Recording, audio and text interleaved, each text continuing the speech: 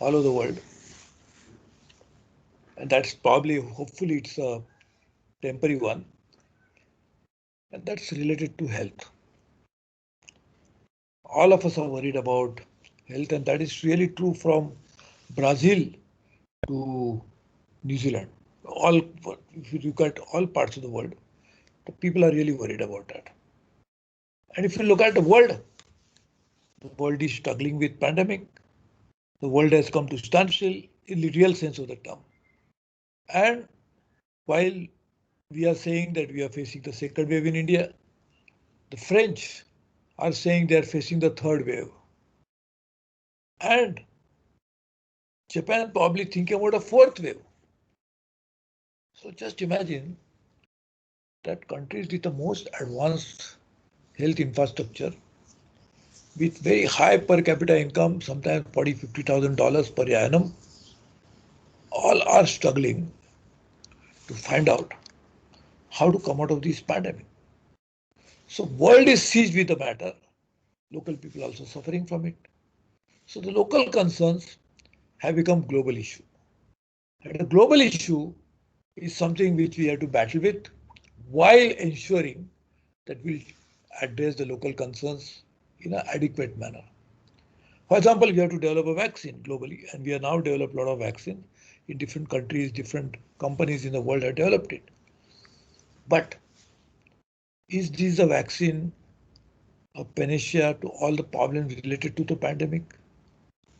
Is it really going to end with administration of 1 or 2 doses of vaccine? Is really a concern for everybody. Other concerns are, I can say, the immediate concern of the people. But if you really look at it a little bit medium term and really go back into the past a bit more, you'll also see that for too long, the farmers, the fishermen, everybody is complaining about the incomes going down. The fisherman is thinking he's not getting enough catch. The farmers are thinking that they produce is getting affected for no fault of theirs. Sometimes too much of rain, too much of snow, sometimes no snow, no rains, sometimes too much of heat, sometimes too much of cold, which is all unseasonal. For example, cold is necessary for grapes to ripe. But if it is too much, it's a problem. Rain is necessary for all agriculture produce, but too much of rain is a problem. Again, the rain coming at the right time is necessary, not the wrong time. And this is what is the changing weather pattern is causing huge concern for the local communities. The tourism is getting affected. People are losing jobs because of climate change. And all of this is phenomena, which is a global phenomena. And that's why you'll see in the next few weeks, there is going to be a major meeting called COP26 in United Kingdom, where all the top world leaders will come together to discuss this issue. But there is before that, President Biden of United States had decided to organize a major climate summit. And he has also invited our own Prime Minister Narendra Modi. And that meeting is also going to deliberate about how should the world community deal with this. So world is working on climate change. So that has become a priority. But it is also a real local concern. When farmers losing money, why? For no fault of theirs, because the weather pattern is so changing so dramatically that agriculture is dependent on weather. And it's changing because of some forces which goes beyond the ability of the farmer to deal with it. It's a problem. Same is the case with fishing. Warming of water is going to create a huge problem. And we'll be seeing that there is a very interesting story published in Guardian of United Kingdom from London, which has chronicled how many species they lost over a period of time because oceans are warming. So the aquatic life is getting affected. And as you know, the fishermen's entire livelihood depend upon the aquatic life. So local concerns of farmer, of fishermen, of the woman are already feeling the pinch to each one of them in faraway Bolivia, in Latin America, to somewhere in Benin in Africa, but also the farmers in Brazil. They are all facing the same problem. What is happening in Montreal, in Canada, is being felt in even some faraway places in in America, in Asia. So we are all facing these challenges. So how do you then take the third issue? Employment. The world is already thinking about the fourth industrial revolution. So there's a lot of celebration.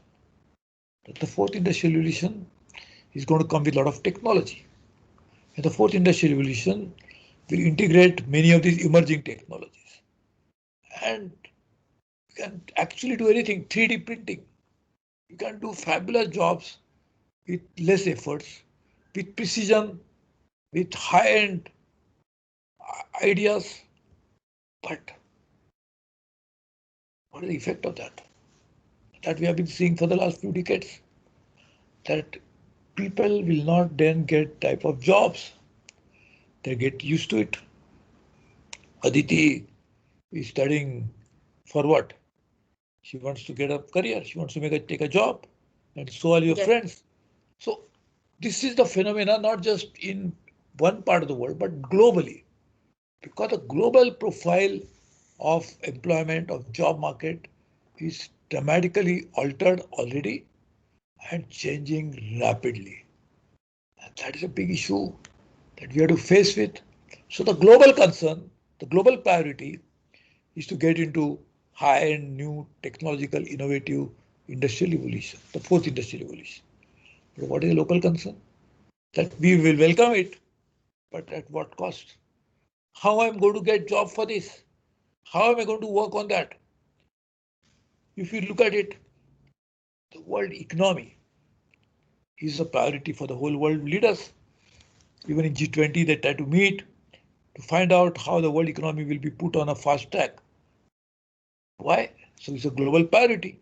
But just imagine the local concerns coming out of it is because if the economy doesn't grow, the small and medium business also suffers.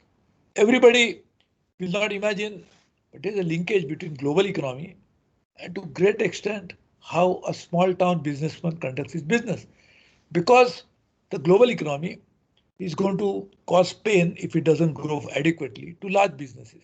The large businesses have direct linkage with small businesses. But a small business, because it's dependent on large business and large business in turn is dependent on global economy, that slowing down in global economy affects all kinds of businesses. So what will be reflected in a small little town in any part of the world? You'll not even imagine that my pain has something to do with a global challenge that the world economy is facing. So now we have entered a very interesting phase in our lives. That world issues, global issues, are no longer global issues to be debated and discussed at a level of heads of state, heads of the government. It is no longer an academic exercise to be carried out by the leaders only. This has become an issue and concern for a small little town people, any part of the world, at any given point of time. And there's another interesting thing. What we've experienced in Asia, what will be experienced by the Africans, will also to some extent or the other will be faced by people all over the world. Because we are interconnected. Just imagine the pandemic. You are suffering because of corona in India, but it didn't originate in India. It started somewhere else. And after it started in China, more than 200 countries or geographies are victims of it. So 200 countries people are suffering. Their concerns are related to the health, but the cause or the reason is not located in their own area. So now we are entering a phase in which you and me, of course, we are from India, so you and me will have same concerns. But even if you have not met somebody, you don't even know the name of the country, and you talk to the local people there, they will tell you the same concerns that you and me have in India. Why? Because that's how we are connected one way. The way to address it, or the way to address it is that solve global problems in a way that helps local communities. Global problems affect locally, and local people have no ability to deal with them with their own capabilities. So now I think we have to find out a way of ensuring that global challenges are addressed in a manner that individual small people in small places will not be the unnecessarily unintended victims of wrong global policies. So this is what is something which we really need to work on. I'm sorry we had to rush into this. That's why I didn't even expand anything. I just tried to put something together, and I never prepare a speech. So I was just speaking from my own mind. But I can tell you something. I know you have priority in academic, and that's why you have to change the timing at the last minute. And I have immediately 1 minute from now, I have another program. So I will stop here, but I promise you one thing, that whenever you feel like I need to come back again to address you, to meet all of you, I promise you I'll be there anytime you choose to call me. I once again congratulate you, and I hope and wish that you all succeed in your own careers.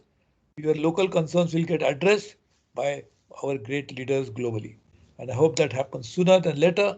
And I wish you all my best. Thank you very much.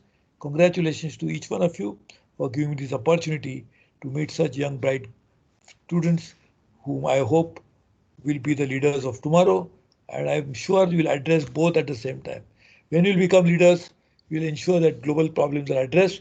But when we become leaders, we'll address them in a way that local communities will benefit and local communities' problems will be addressed at the same time. So thank you very much, Aditi. God bless you all. Wishing you all the best. Thank you, sir, for joining us today. We are grateful for your time and the effort you took to share your thoughts and experiences with all of us. Thanks again for a memorable evening. We hope you can join us again sometime. Thank Thank you. you. Thank you.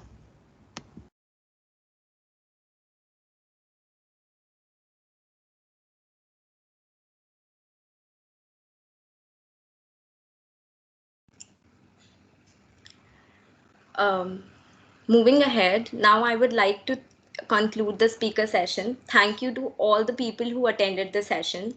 Really looking forward to seeing you guys in our upcoming SIGs and the events that FES organizes. Thank you so much.